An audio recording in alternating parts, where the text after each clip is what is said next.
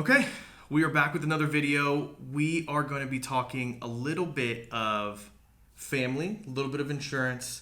I just did a quick little video on why you should buy your kids IUL insurance as soon as they're born. Now, I know everyone's going to be like, oh, you're an insurance agent, like of course buy it, but you would be mistaken because I haven't believed in the IUL thing for a long time. Yeah. As Wesley knows, this is my brother Wes. Obviously, we spent a lot of time together over the years.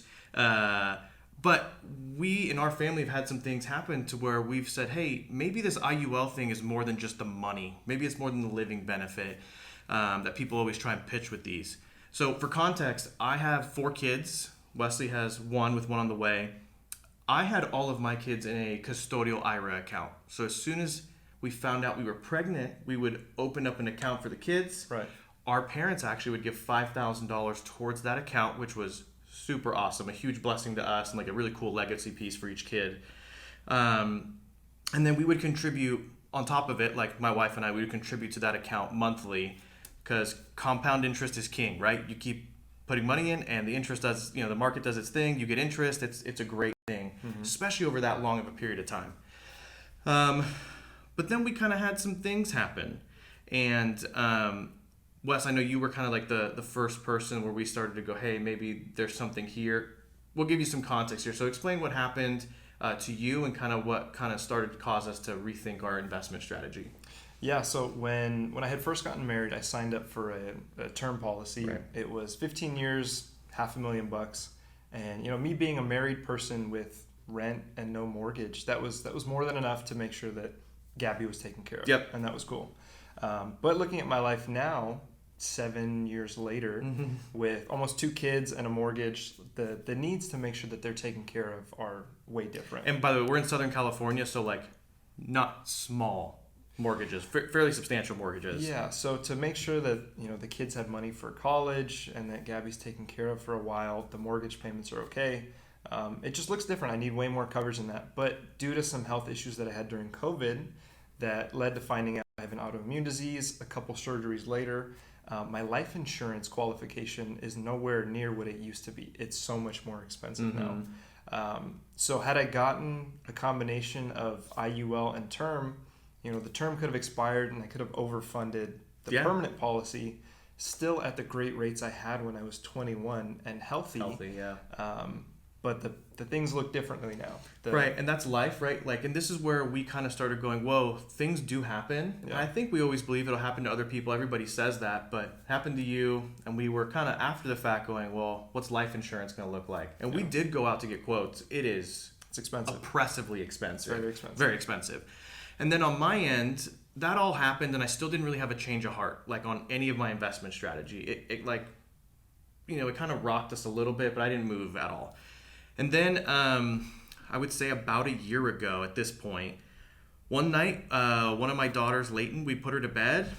Everything was fine. And then the next morning, she woke up with this huge dot on her face. It was very red. It looked like, if you've ever seen cancer on your skin, you'd be like, well, I don't know if I have, but that looks like it. It was bad. Yeah. And everything we looked on the internet was like, go to the doctor immediately. Which we did, and the first doctor was like, we're pretty positive that's cancer. So we went through the whole process, and thankfully, it didn't end up being cancer. Like, fun story, my daughter Layton actually probably absorbed a triplet in utero, in the womb, which is crazy. Yeah. She was born with an extra finger on her shoulder, wild. She has an extra shoulder blade. She has no joints in this pinky, and then like this finger was pointed that way. It had too many joints. She had club foot, so her foot was pointed up to the sky. So she was fairly compromised when she was born, and they've all been able to be fixed. But what we saw was extra DNA being shed out of her body from something like that. Right. That looks like cancer, and it's called Spitz, if anyone wants to look it up. But at that point in time, once we got the all clear, everything settled, I was like, why am I doing this custodial thing? Like, I actually... From a money perspective, all I cared about was setting up my kids for the future, which is why I was doing the custodial. But I was like, I'm missing out on the fact that what if Layton did have cancer? Well, like her family in the future is impacted by that. She might not be able to get coverage. And I'm like, I can actually set her and her family up to have life insurance forever. Yeah. And at 6 years old at the time, the life insurance cost is so tiny. Yeah, that's the main benefit. It's the main benefit is that almost all of it's going towards the investment account. And I just think for any parent out there who's going, hey, do I do a 529, a custodial, a Roth? I think you have to add IUL in there, and I think you have to consider that like you can get life insurance for them, and emotionally it will make you feel better. And then another thing that happened to us, one of my other daughters, who's Leighton's twin, after I had switched everybody, all 4 of my kids to an IUL, my daughter Laurel woke up one morning just not right, just completely off, and we took her to the doctor immediately. And they took blood, they took urine, they did the whole thing, and they came out like, hey, she probably has diabetes. And we were like, whoa. So obviously I wasn't thinking life insurance at the time. We're just trying to get her, taken care of. But it ended up that she just ran into this Bermuda Triangle of like bad things. She had pneumonia, and then she had sugar right before she got there, and it just looked bad. Yeah. And she was fine, but I remember texting people between not knowing what was going on and knowing that she was fine, that I was like, well, at least she's got life insurance forever. I'm not going to worry about this. And I remember the emotional discomfort with Leighton, and then the emotional comfort knowing I had done something to fix that issue with Laurel. And that changed everything for me. And then I was like, I'm going to tell everybody about this. Not for the money, which I think is unique because most people are trying to just sell you the living benefits, investments, which are great, by the way, and we can talk about that. But you converted your daughter, Lila, over to the IUL as well. Yeah. And she's insured forever. And she's got lots of death benefit with lots of room to grow that account. And I'm assuming the next child, you're going to do the same thing, which makes perfect sense. Yeah, we'll do the same thing. And really, we started the account when she was 5 months old.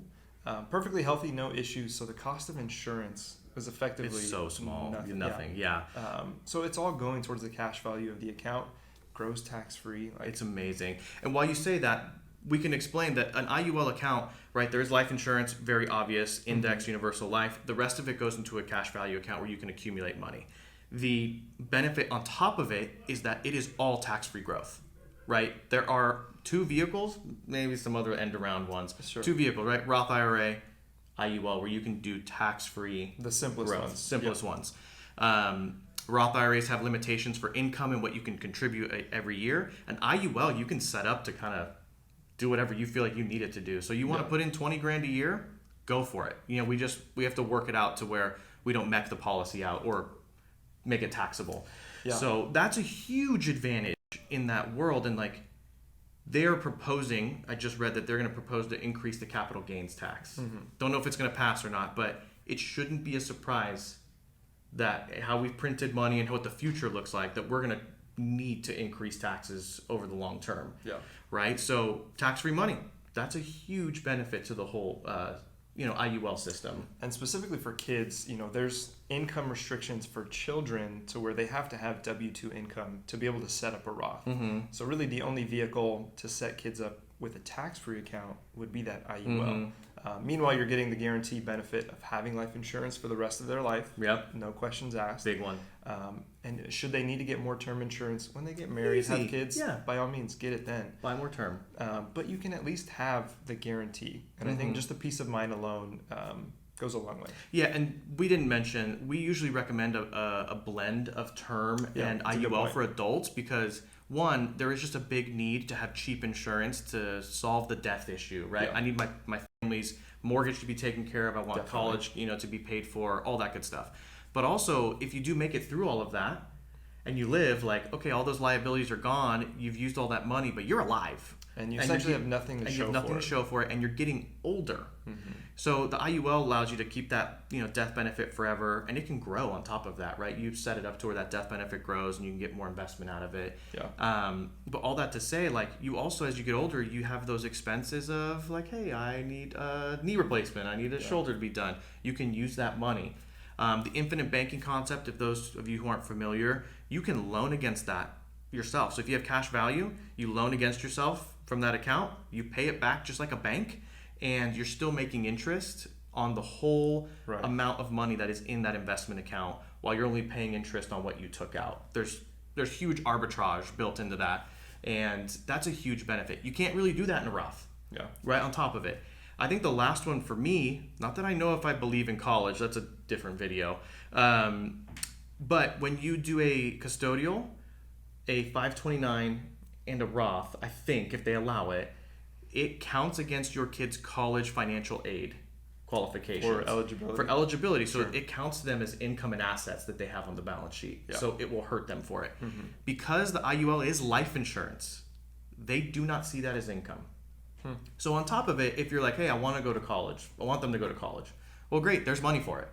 It's in the cash value account. Yeah, and and they won't hopefully count they'll against them. still get some sort of assistance. That's what I'm saying. And qualify for it. And then if you're like, hey, I don't know if I really care about the 529, and I don't care that you can roll it over into a Roth, and like I don't know if I want college to be the answer. Right. Well, great, the IUL is perfect even still. I just think it has something for everybody.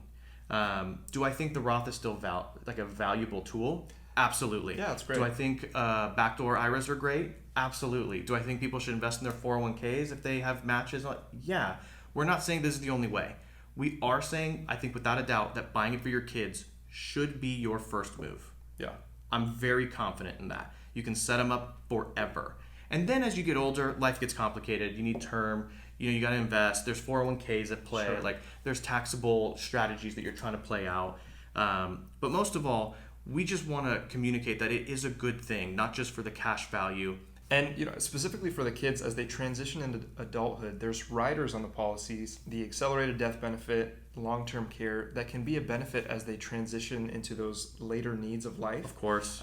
If you're severely ill and you need that payment in advance, that's a huge benefit. It's a help to your family at that point, right? Yeah. Where they don't have to worry about where's the money coming from. And we always offer those in our policies. We think they're a very good thing. At some point, life is long. At some point, they're going to need it on the back half of their life where those things are going to help their family not have to worry about money. If they can avoid something like a reverse mortgage or having to liquidate assets just to keep the money afloat, we would much rather have that be the case where they get to use the life insurance money while they're still here. And that's the living death benefit, right? People say death benefits. Well, that's the living benefits that you can actually use in life insurance. That is so powerful that people just aren't aware of. And for those of you who are Dave Ramseyites, go freaking get out of here and pound sand. Dave is just not right. Okay, like I know he says it's all a scam. That is just the wrong thing. A blanket statement like that should be a red flag to everybody. There are scammy people who sell that product. We do not do that. I know it's like saying from a thief that we don't steal, but we don't. To your point, you've always said this, there's a low barrier to entry in life insurance. There is. Life and health. It's a 20-hour course and you take a test and you have your life license. I mean, a used car salesman probably goes through a little bit more training to get the understanding of how you sell cars. Seriously, it's a low barrier to entry. We have to fix that in the business. But so it therefore leads to people selling bad products, high commission products, very high commission products we don't agree with. Yeah. So just putting it out there, there's a bad stigma of permanent life, whole life policies. Yeah. We're trying to do it the right way, make sure people are taking care of their families in a way that doesn't make us a ton of money. It's ethical, though, and that's the point. And again, I know we're making a sales pitch now for ourselves. We are property casualty agents first and employee benefits. That's what we do. The life insurance is kind of like the cherry on top to us. We don't make our living on life insurance, but we do make money, right? And we're trying to do it the most honest, ethical way possible. We want people to actually benefit from the system, right? We don't want to be that, hey, we're just making some commission dollars off here and we don't care what happens after 12 months or whatever. We're just not those people.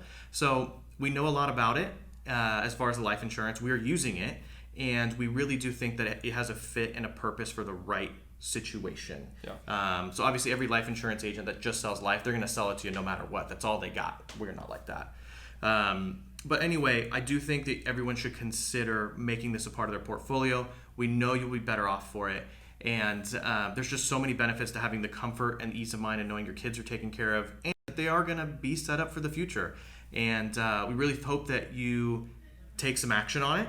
And if you have any questions, reach out to us. Greyhawk will take very good care of you and make sure that we have the right product for you. And if you have any questions, let us know in the comments, DM us, and we'll answer them as soon as we can. Thanks, guys. See you all soon. See ya. Peace.